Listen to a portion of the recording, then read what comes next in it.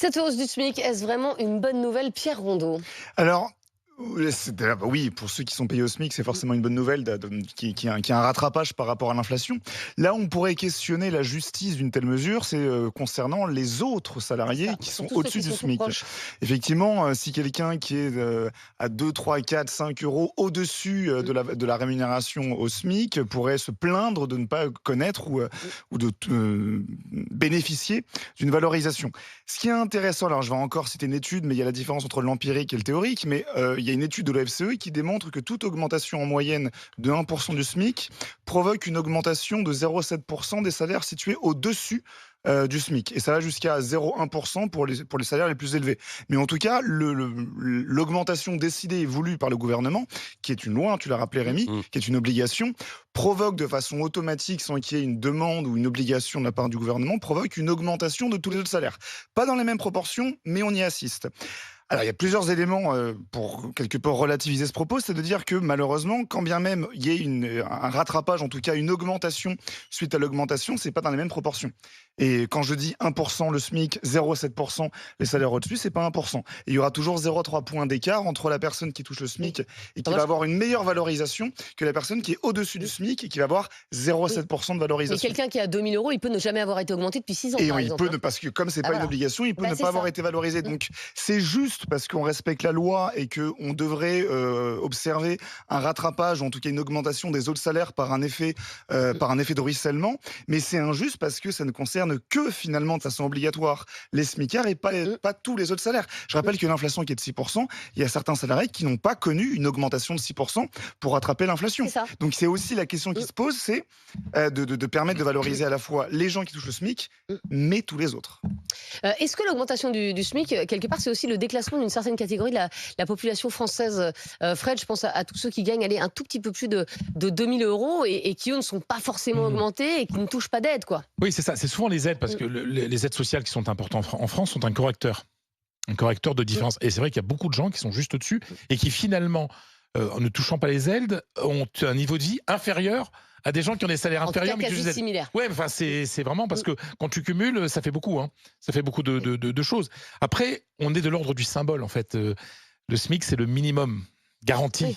D'ailleurs, après, avant, il s'appelait le SMIG. On Mmh. parlait de garantie. On garantit quelque chose. Et c'est de l'ordre du Et maintenant, symbole, en c'est fait. croissant. Et Mais ça c'est fait un élément. 100% ça fait 100 € 300, d'augmentation Oui, en mais un an. c'est un élément de communication C'est pour le croissant. gouvernement Bien aussi. sûr. C'est-à-dire que le gouvernement peut dire la loi demande tant, et ben nous on va faire ce qu'on appelle le coup de pouce, Mmh. le petit coup de pouce. Et peut-être qu'en ce moment, alors qu'on est en tension sociale, c'est aussi une Non, mais c'est manière de vrai. communiquer pour le Tu as gouvernement. raison, parce que beaucoup militent Tout pour à fait. l'indexation du salaire sur l'inflation. En fait, je voudrais rappeler que sur 30 ans, et comme tu l'as rappelé Mmh, Fred, sur 30 ans, le salaire moyen et même le SMIC, mmh. les deux ont augmenté plus rapidement que l'augmentation des prix. Si aujourd'hui on indexe sur Mais l'inflation, tu sais pourquoi? on Parce qu'on risque revient d'avoir jamais en arrière. C'est oui, non, ça mais soit, l'histoire. mais Bah, quand on parle de coup de pouce, par mmh, exemple, Mhm. c'est qu'il y a eu des actions gouvernementales qui ont Oui, augmenté les salaires exactement. mmh. de façon plus importante que l'inflation. Mhm. Oui, Si mais on milite pour l'indexation, ça peut se mmh. défendre, mais si on milite pour l'indexation, c'est aussi considérer que sur 30 ans, eh bien, l'évolution du salaire a été Mmh. plus importante que l'évolution des prix. Oui, mais c'est logique parce que je te dis n'importe quoi. Une brique de lait qui est à 1 €, si tu as une énorme inflation, ça va monter. Mais dès lors que l'inflation va baisser, le prix de ta brique de lait, elle peut baisser. Tandis que ton salaire, il ne baisse jamais. Sauf qu'on n'a jamais assisté depuis 30 ans à une Bah là, période les de prix, déflation. bah là, les prix vont pas rester comme ça. Oui, mais on va avoir une inflation Oui, mais, minorée, mais pas de la oui, déflation, mais tu pas vas la avoir baisse les des prix prix. les prix vont baisser, en fait. C'est de Voilà, la tandis que ton désinflation salaire, qu'on va avoir, pas de la exactement. déflation. Oui, mais c'est la même chose. C'est-à-dire que ton salaire, lui, Mm. ne baissera pas. Donc évidemment, quand tu es indexé sur l'inflation, bah, c'est tout bénef. Il y a les retraités qui sont indexés sur l'inflation Mm. et le SMIC, mais les autres salariés, eux ne le sont pas. Euh, Est-ce qu'il faut justement élargir les aides, peut-être Robert Sebac, pour conserver quand même une Ah, voilà. différence? Parce qu'effectivement, la personne qui va avoir fait, je vais dire, allez, 5 ans, 6 ans d'études et qui va être juste au-dessus du SMIC et qui n'a pas d'aide, etc., elle peut se sentir déclassée à un moment. Il y a de moins en moins de différence entre le SMIC et les autres catégories. Ça a été vraiment perçu ces derniers temps avec les nouveaux chèques qu'on a fait, Mm. inflation, le chèque alimentaire, le chèque essence. Alors, elle est juste d'un côté, Pierre l'a dit, pour les smicards, j'aime pas le mot smicard, mais bon, pour les gens qui touchent le SMIC, et elle est injuste pour les autres. Parce qu'on arrive toujours à ce problème d'effet seuil. Bah oui. Il faudrait, pour la réalité, savoir Bah, exactement quelles sont les aides repousser permises l'effet. aux personnes qui sont Mm. payées au SMIC, les APL, les différents chèques possibles.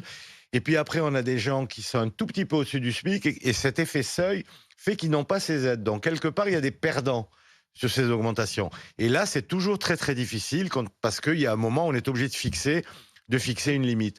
Et puis, bien sûr, Pierre l'a dit aussi, il n'y a pas exactement... Le SMIC ne détermine pas obligatoirement l'augmentation des autres salaires. Il y a toujours ce petit différentiel. Tu as parlé de 1% et 0,7. Et donc, là, quelque part, si vous voulez, il n'y a pas de cascade. Et donc, ce qui aurait été intéressant, c'est effectivement, ben voilà, on augmente. Alors, est-ce que les PME peuvent, sur des gens qui sont déjà au-dessus du SMIC, peuvent les augmenter de 2%, pas de 2%? Donc, il y a un peu de deux poids et deux mesures. Mais regarde, juste un exemple moi, qui me paraît à ce niveau-là assez choquant. Pour les salaires au-dessus du SMIC, c'est la progressivité des charges patronales. Aujourd'hui, un patron paye plus de charges patronales pour un salaire au-dessus du SMIC. Donc, quand on a un SMIC qui augmente et des charges patronales qui augmentent dans le même temps, bah, c'est vite fait le calcul. On va préférer prendre un SMICard, alors tu n'aimes pas ce terme, mais on va préférer payer quelqu'un au SMIC que quelqu'un qui va être à 1700, 1800, parce qu'il aura des charges plus importantes. D'ailleurs, si vous êtes patron d'une TPE, une PME, appelez-nous pour nous dire ce que vous pensez de cette augmentation du SMIC. Et vous avez des messages, hein, Rémi. Je touche 2045 € par mois, nous dit Cyril. Je suis papa d'un petit garçon et j'ai du mal à boucler les fins de mois. Je vois passer toutes les aides, mais je ne peux bénéficier, moi, de rien. Voilà, certes, je gagne plus qu'un smicard, mais j'ai beaucoup plus de responsabilités dans mon travail. Je n'ai cependant pas plus d'avantages. Voilà. C'est un message parmi d'autres. Et c'est le sentiment de déclassement de la classe moyenne. Effectivement, on est avec Rachid, qui nous appelle de Villers-Cotterêts, dans l'Aisne. Bonjour Rachid. Bonjour. Et merci d'être avec nous. Rachid, c'est une bonne chose d'augmenter le SMIC de 2%? Non, franchement, c'est limite une honte, quoi. Augmenter le SMIC de 2%, ce qui équivaut à 28 €, quoi. Mais oui, mais ça fait 6% sur un an, hein, Rachid. Ça fait 100 € quasiment sur l'année. Oui, ça fait 100 € sur l'année, mais toutes les inflations qu'on a, toutes les augmentations qu'on a, moi je parle de mon cas à moi personnel. Vous voyez, j'ai 42 ans, j'ai 5 enfants. D'accord. Je travaille sur la plateforme de Roissy. Je suis obligé de cumuler 2 travails. La nuit et la journée. Là, je rentre de mon deuxième travail. J'ai travaillé toute la nuit et j'ai travaillé ce matin. J'ai travaillé jusqu'à 12h30.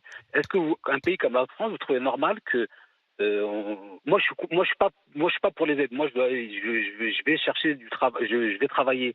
Est-ce que vous trouvez normal que moi, père de 5 enfants, 42 ans, je profite même pas de mes enfants? Et je dois accumuler 2 travails pour essayer de même pas de survivre, d'éviter de subir.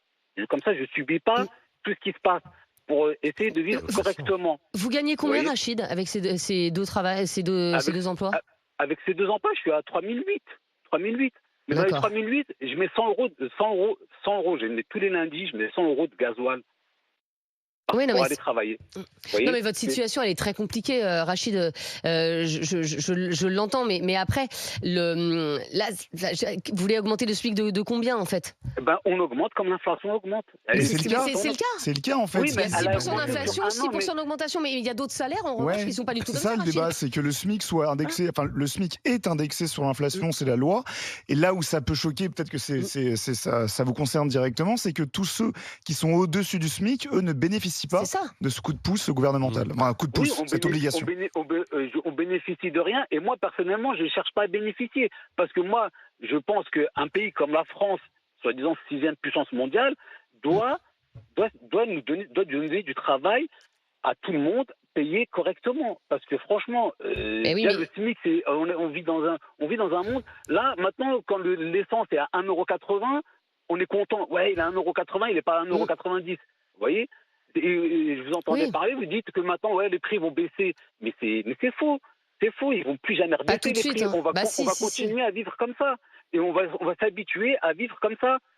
Non, regardez, sur les matériaux, par exemple, à un moment, les containers, le prix des containers avait triplé. Là, c'est revenu à ce qu'il était en 2019 et les prix ont un petit peu baissé. Le prix du blé baisse. Voilà, c'est pas énorme, mais regardez, le prix des carburants a baissé un peu. Je vais pas aller loin. Voilà. C'est sûr. Je mettais mon granulé l'année dernière, je payais le sac à 4 € de granulé. Là, cette année, il est à 12 €. Oui, bien sûr. Non, mais ça, évidemment que ça a augmenté. Mais voilà, le SMIC est le seul salaire qui augmente, voilà.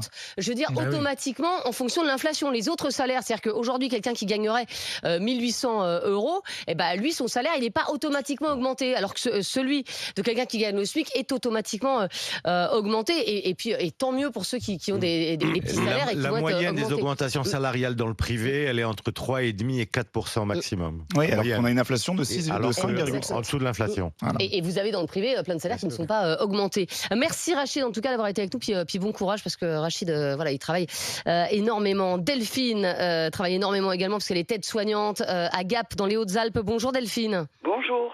Voilà, Delphine qui fait un métier difficile. Et Delphine, vous êtes au-dessus du SMIC en tant qu'aide-soignante. En fait, ça ne doit pas être beaucoup au-dessus.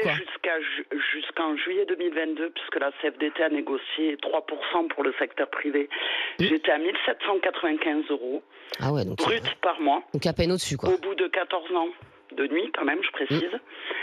On a une petite augmentation, donc je suis passée à 1858 € brut par mois, au bout toujours de 14 ans de nuit.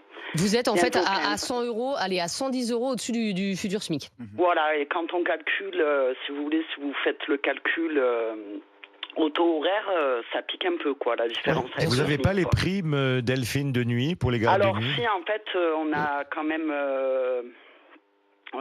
une prime de nuit et puis on a eu le Ségur.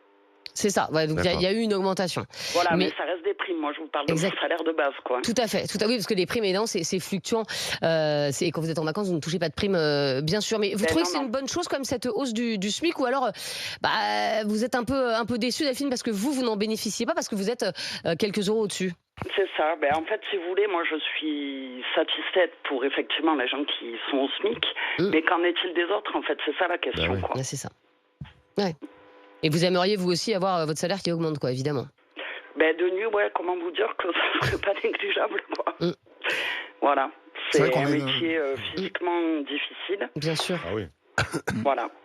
Merci beaucoup Delphine pour ce témoignage et c'est sûr qu'on va beaucoup l'entendre et on le lit beaucoup, Rémi, dans les témoignages qu'on reçoit. C'est cette différence, voilà, de traitement entre ceux qui sont au SMIC et qui vont être augmentés et ceux qui font aussi un métier difficile, parce que aide-soignante, c'est un métier extrêmement difficile et qui eux ne le seront pas, et ça peut un peu créer quelque part une lutte des classes. Pierre Rondeau, j'aime pas ce terme, mais vous voyez, une espèce de jalousie quand même. Lutte des classes entre personnes précaires, parce que si on parle une fois des smicards et des gens qui sont juste au-dessus, on avait cette auditrice qui était à 1008. Vous retrouvez avec de moins en moins de classes. Non, mais justement, on est sur une raréfaction, une minimisation de l'écart entre les précaires et les très précaires, entre les 1%, les 2%, en tout cas les déciles les plus faibles. Et malheureusement, c'est vrai que si on suit ce raisonnement, ça pourrait provoquer une forme de jalousie et donc une forme de lutte de la classe précaire et pas des classes, parce que si entre gagner 1700 ou 1800 €, pour moi, on fait malheureusement partie de la classe précaire. Évidemment. Et donc, ça serait la lutte de la classe précaire. Et encore une fois, je le répète, alors théoriquement, on l'a vu à travers différentes études, il y a un ruissellement faible, mais il y a un ruissellement 1% de SMIC, 0,7% le salaire au-dessus. Sauf que c'est pas assez. Sauf que c'est pas automatique, sauf que dans le privé, ça part de négociations et elles sont pas toujours fructueuses. Il n'y a aucune obligation. Encore une fois, voilà, je le répète, le gouvernement, Macron va annoncer, va parler demain, va faire le JT, il y a Paris qui brûle, il y a des raffineries qui sont bloquées. Il va pas annoncer la hausse de tous les salaires. Non, mais effectivement, s'il y avait des vraies mesures qui concernaient directement l'ensemble des Français, comme la baisse des charges patronales, au fur et à mesure que les salaires augmentent, ça pourrait être une incitation à effectivement augmenter les salaires.